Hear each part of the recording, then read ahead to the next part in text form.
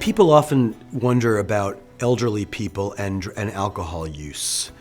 Well, in fact, there are elderly people who use alcohol problematically.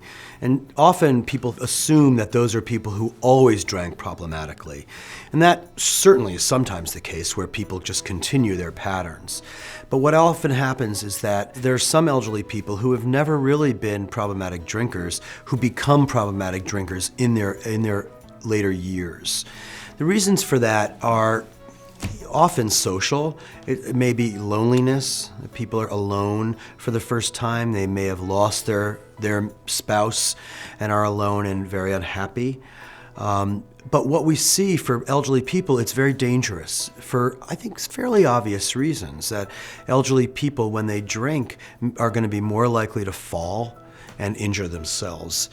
The other thing is they're going to be more likely to have cognitive effects of alcohol because of normal cognitive slowing that goes along with aging, that alcohol use can actually accelerate those cognitive processes, the cognitive deterioration. So it's very common for elderly to then again have more profound effects of the alcohol more quickly than their younger counterparts. It's important to really pay attention to parents and elderly people around you to see if you notice changes in them. It doesn't necessarily mean that it's from drinking, but it's important to just be aware of the elderly and their drinking and see if their drinking is changing and ask them if their drinking is changing.